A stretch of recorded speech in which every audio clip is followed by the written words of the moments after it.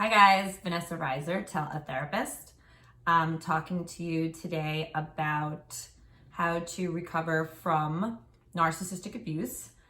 Speaking with clients and kind of deciding that their recovery is based on education. And so learning about what the trauma bond includes, the cycle of abuse, and just what that pathology really means and what the narcissist is trying to accomplish and why, and kind of unhanding the notion that they have the same modus operandi that we have, so that they are not the same as you and I or other empaths. So what happens is they are kind of maniacal, and there's this deviancy that they are involved in that's very different from most of the population, and that they are trying to manipulate and harm, and they create a lot of damage along the way, so they can get what they want, what they need, which is that supply. And so they will get it from just about anything. They will get it from people. They will get it from their children. They don't love their children. They don't care about their children. They don't love others. They don't know how to. They're only interested in serving their own purposes. So they will take that supply from just about any creature. So also dogs, which is a little different from the antisocial, because the antisocial usually will kind of get off on harming animals. There's something different there. The narcissist will actually gather their supply from a pet. So anything that adores them is what they want. So anything that kind of feeds that in the moment, and then generally the same thing happens not just with their intimate partner, but also with their children and their friends. They will generally discard with no second thought if you have exhausted your role in their lives. So education is going to be paramount for recovery, learning everything that you can. And the reason for that is because mostly of the validation. So you're going to begin to understand that you're not alone. So many people who haven't experienced this have a hard time believing it. It would be like if you saw a UFO and you were like trying to desperately tell your friends, no, this is what's gone on. It's hard to believe that this creature that we know as this loving, kind-hearted person is what you claim they are behind closed doors. And so you kind of find yourself potentially losing a lot of friends, which is a good thing, because, you know, if your friends are not really willing to support you and understand you, then that's okay. You're going to have to shed those people. So surround yourself with people that are highly supportive, that will believe you. So if you are involved in a situation where somebody kind of, you can tell isn't believing you or kind of giving you pushback, you're going to realize pretty quickly that that's going to be a new boundary for you as someone who's recovering from this kind of trauma. So you may have to shed a lot of people from your life so that you can really begin to recover in the right way. I was talking to a client today about, it's almost like you've seen Jesus. You've seen Jesus walk on water, and you want to explain to your peers or friends, I've seen Jesus walk on water. I've seen it. Or I've seen a ghost, or I've seen a dinosaur. I saw a dinosaur.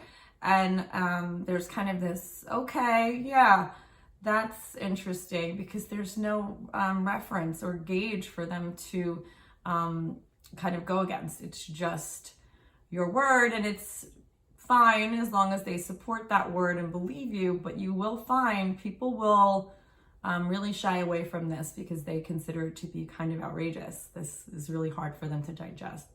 So just the education is really the key to recovery. When you begin to see how many people have been victimized, that's the key. And then as you understand more fully the clinical arrangement of their anatomy of their brain, so that piece where you can see that this is a somebody who is fatally flawed, then you can kind of better comprehend what's happened and how to move forward.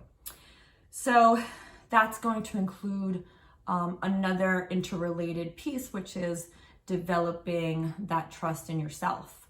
So you may have stopped trusting yourself. You may have decided that you're not a good judge of character. And how could you have been so stupid? And how could you have wasted all of these years on somebody who didn't love you, that isn't capable of loving you? And how could you have allowed this? So this is a really important piece. There are plenty, I would say the vast majority of victims of narcissistic abuse are beautiful people, inside, outside, and also highly intelligent.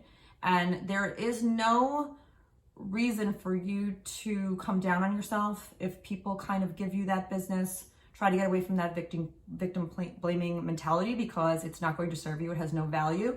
And quite honestly, it's horseshit. Try to move away from that, because you have been victimized. You are not going to be victimized again by those who don't believe you and those who discount this experience in any way whatsoever.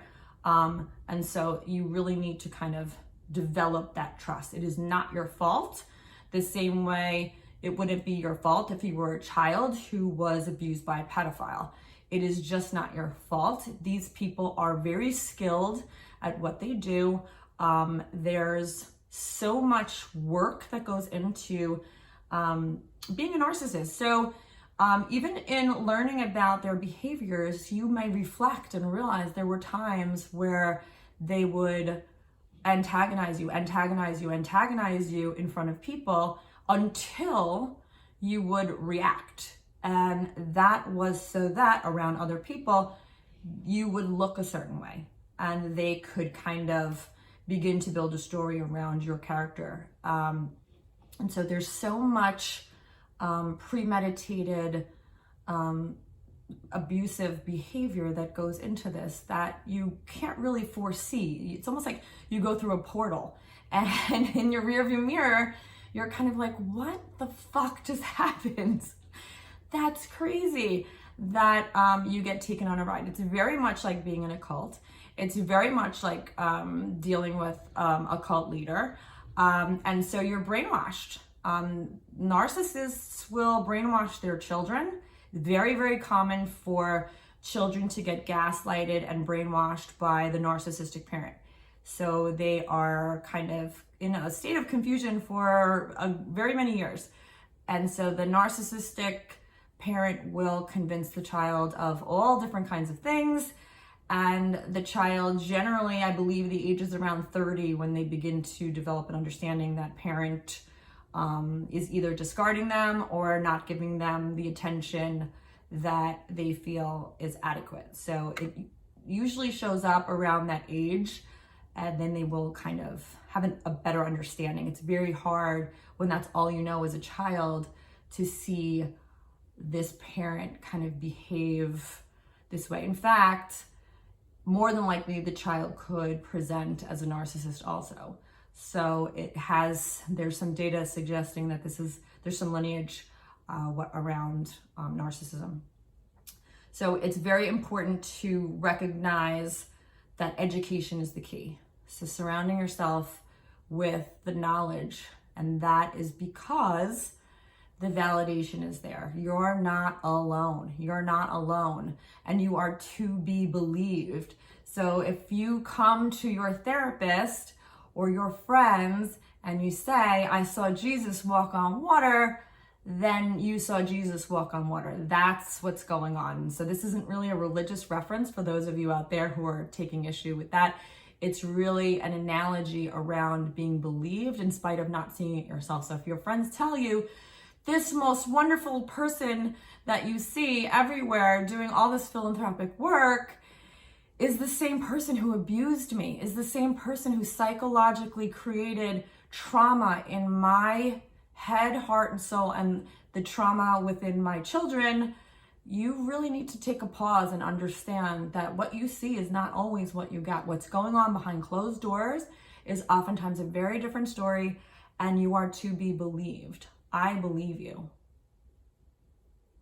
So this was for all of you survivors And victims, I wish you the best. Find me at teletherapist.net, Vanessa Reiser.